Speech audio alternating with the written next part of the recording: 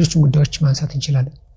በዚህና በሌሎች ምክንያቶች የጋብቻ ጉዳይ በጣም አሳሳቢ ሆኗል። ሌላኛው ከጋብቻ ጋር አያይዘን የምናነሳው ነገር በቀደመው ጊዜ ያው እድሜያቸው ለጋብቻ ሲደርስ ወንድ ልጅ 20 ዓመት 22 23 25 ዓመት ሲሆነው ወደ ጋብቻ ቶሎ ይገባል።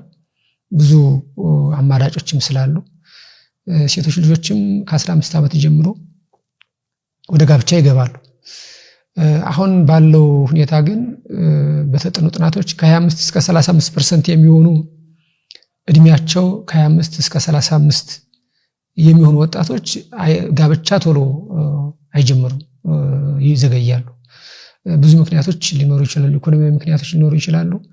ከኢኮኖሚያዊ ምክንያቶች በላይ ግን እኛ ወላጆች ለጋብቻ ያለን አመለካከት እንደ ሀገር ጋብቻ እየተመራበት ያለው ህይወትና ፍልስፍና የተበላሸ ስለሆነ ልጆች እናትና አባቶቻቸው ሲያድጉ በምን አይነት መልኩ እየተነጋገሩ እንዳሳደጓቸው ያውቃሉ። ስለዚህ ሴት ልጅ ምናልባት እናቷን ሲደበድብ ያየችውን አባት አእምሮዋ በጤናማ አስተሳሰብ በኋላ ላይ አይጠብቀውም። አባቷን በክፉ አያያዝ ስትይዝ የተመለከተ ወንድ ልጅ ሴቶች ለወንዶች ያላቸው አመለካከት ምን አይነት ነው የሚለውን ነገር ነው የሚወስደው። እንዲህ አይነት ነገሮች በብዙ አይነት መልኩ ስለሚያጋጥሙና እነኚህ ጉዳዮች ምን ያመጣሉ? ጋብቻ ላይ ያለው ችግር ቀጥሎ ያለው ትውልድ ወደ ጋብቻ እንዳይመጣ ያደርጋል።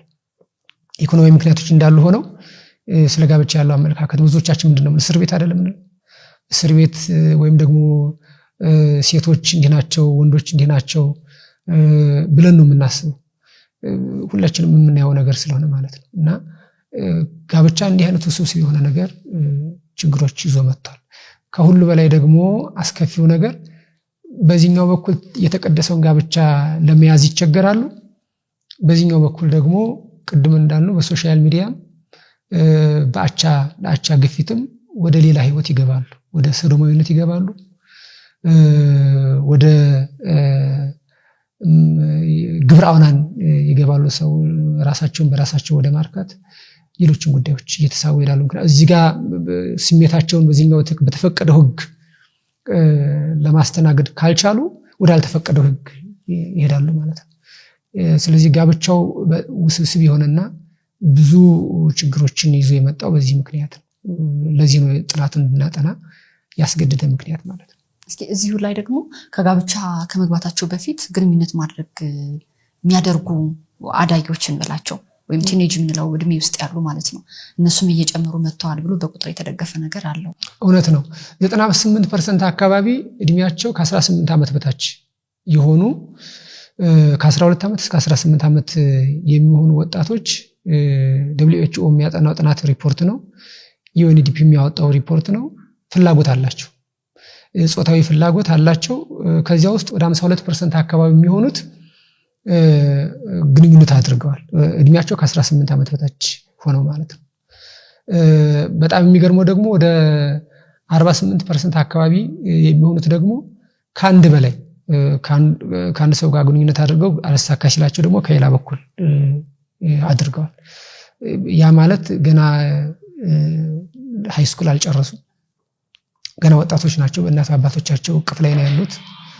በዚህ ህይወት ላይ የድንግልና ንጽህና የድንግልና ክብር የሚማሩበት ነው። ምክንያቱም ቀድሞ ህይወታቸው በተለየ ልማድና ተሞክሮ ውስጥ ካደገ ቅድም ያነሳ ነው ጋብቻም ላይ ሲገቡ ጤናማ ህይወት አይኖራቸው ማለት ነው። ምክንያቱም እዚህ ጋር ያልሆነ መጥፎ ልማድ ጀምረዋል። በዚያ ያገኙት ልማድ ደግሞ በሚያስቡት መልኩ አልቀጠለላቸው። ያ መጥፎ ጠባሳ ይዞባቸው ያልፋል። ያ መጥፎ ጠባሳ ትዳራቸው ላይ ሰላማዊ ህይወት እንዳይኖሩ ያደርጋቸዋል። ወዳልሆነ ልማድ ውስጥ እንዲገቡ ያደርጋቸዋል። የአእምሮ ህመም ተጋላጭነት ውስጥ እንዲገቡ ያደርጋቸዋል። ሌሎችም በርካታ ጉዳዮች ይኖራሉ ማለት ነው። ስለዚህ ብዙዎቻችን አንጠብቅም። ይሄን ወላጆች ትልቅ ስራ መስራት እንደሚገባቸው ነው በዚህ ጉዳይ ላይ የሚያመለክተው። ምክንያቱም እድሜያቸው ገና 18 ዓመት ያልሞላቸው ወጣቶች ፍላጎት ላይ ሆነው ከሆነ ፍላጎታቸውን የሚያስተናግዱበት መንገድ፣ ፍላጎታቸውን የሚቆጣጠሩበት መንገድ ካልሰራን፣ እዚያ ላይ ካላስተማርን፣ እዚያ ላይ ካልመከርናቸው መንገድ ካላሳየናቸው ምንም አያውቁ። በጣም የሚገርመው ነገር ደግሞ ብዙዎቻችን በዚያ እድሜ ላይ ለወላጆቻችን ድብቆች ነን። ሁሉን ነገር አንነግራቸው። ማን ነው የነኝን ወጣቶች ህይወት የሚታደገው? ምንድነው ማድረግ ያለብን? ከዚህ በኋላ እንደርስ ሲሆን አሁን ከዚህ በኋላ ራሳችንን ለውጠን ልጆቻችንን አቅርበን በነፃ ስለሚሆነው ነገር ሁሉ ቢነግሩን እነሱን በሚገባው መልኩ ለመምከር በሚገባው መልኩ መስመር ለማስያዝ የገቡበትን ህይወት በቀላሉ እንዲወጡ በማድረግ ደረጃ ዝግጆች ነን። በምንድነው የተዘጋጀ ነው? ተቋማቶች ሳሉ ማለት እነኝህን ወጣቶች ልናክም እንችልባቸው ተቋማት፣ ልናስተምር እንችልባቸው ተቋማት፣ ልናሰለጥን እንችልባቸው ተቋማት፣ ቀድሞ እንዲዘጋጁ ልናደርግባቸው የሚችሉ ተቋማት አሉ ብለን ስናስብ የሉም። አልሰራንም ሁላችንም እና ራሳችንም እንደምን ደግሞ አልተማርንም፣ ቃል እግዚአብሔርንም አልተማርንም። በዓለማዊ ዘርፍ ላይ ደግሞ ስለ ጋብቻ እውነት ነው ብዙ አጥኚዎች የጻፏቸው መጽሐፍቶች አሉ። እነሱን በደንብ አንበን ልጆቻችንን በዚህ አይነት መልኩ ማሳደግ አለብን፣ በዚህ መልኩ መምራት አለብን ብለን አልተዘጋጀንም። በቃ ዝም ብለን በልማድ ነው እየኖርን ያለነው። በልማድ እየኖርን ያለነው ግን በቁጥር ተደግፎ ሲወጣ በሌሎች ሰዎች ተጠይቀው መረጃቸውን ሲሰጡ እነሱ ጋር ያለው እውነት የሚያሳየው ይሄንን ነው። እኛ ለጥናቱ ማጠናከሪያ ብለን እንደውም ባጠናነው ጥናት ሰንበት ትምህርት ቤት ላይ ዳሰሳ አድርገናል። 70% አካባቢ የሚሆኑ የሰንበት ትምህርት ቤት ተማሪዎች ልጆች የሶሻል ሚዲያ ተጠቂዎች ናቸው እና በዚያ ሰንበት ትምህርት ቤት ውስጥ ሆነው ራሳቸውን ለማጥፋት በጣም የሚያስቡ ወጣቶች ሁሉ አሉ። መጠይቁ ላይ እንደውም መጠይቁን ስንጠይቅ ዓላማውን ከላይ ገልጸን ስለነበረ እባካችሁ ድረሱልን። እኔ 17 ዓመቴ ነው። በዚህ አይነት ሱስ ግብረ አውናን ነው የተቸገረችው ልጅቷ። በግብረ አውናን ከተያዝኩ 5 ዓመቴ ነው እና አሁን ራሴን ለማጥፋት ፈልጋለሁ። በተስፋ መቁረጥ ምክንያት በተደጋጋሚ ይሄን ሞከርኩ ለውጥ አልመጣም። ስለዚህ እንዲህ አይነት ጉዳይ መጀመሩ በጣም አስፈላጊ ስለሆነ እባካችሁ ቶሎ ፍጠኑልን የሚል ነው። እዚያው መጠይቁ ላይ የምትጨምሩት ሐሳብ ካለ አካቱ ብለን መጠየቅናቸው ላይ ብዙዎቹ ግን የተናገሩት ሶሻል ሚዲያ አልቻለም ነው።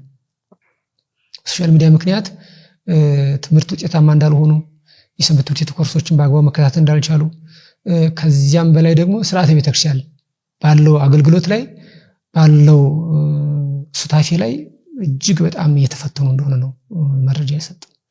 ስለዚህ እነኚህ ሁሉ ምን ነው የሚያመለክተው? ወጣቶች ላይ ያለው ክፍተት ሊሰራ የሚገባው ስራ ገና አልተሰራም፣ አላወቅናቸውም። በሀገር ደረጃም ያሉ ጥናቶች የሚያመለክቱት እድሜያቸው እስከ 14 ዓመት ድረስ ያሉ ወጣቶች በቁጥር ወደ 38% አካባቢ ናቸው። እስከ 15 እስከ እድሜ ድረስ ያሉት ደግሞ እድሜያቸው ወደ በሀገር ደረጃ ወደ 40% አካባቢ ይሆናሉ ተብሎ ነው የሚታሰበውና በኢትዮጵያ ደረጃ 40% አካባቢ የሚጠጋ ማህበረሰብ ወይም ታዳጊ ይዛ ግን ለዚህ ማህበረሰብ የሚሆን ተቋማት ብንፈልግ እናገኛለን። በቤተክርስቲያን ደረጃ በሰንበት ትምህርት ቤት የሚሰሩ ስራዎች አሉ። ግን ስንት ፐርሰንት ነው ምዕመናን ልጆቻችን ሰንበት ትምህርት ቤት የሚወስዱት? በጣም ጥቂቶች ናቸው። የእምነት ተቋማትም በዚያ ደረጃ ትኩረት ሰጥተው ከመስራት አንጻር ብዙ አይደለም እና ለነኚህ ታዳጊዎች፣ ለነኚህ ወጣቶች፣ ለነኚህ ሀገር ተረካቢዎች ንጹሃን ናቸው፣ ምንም አያውቁም፣ ሀገር ተረካቢዎች ናቸው።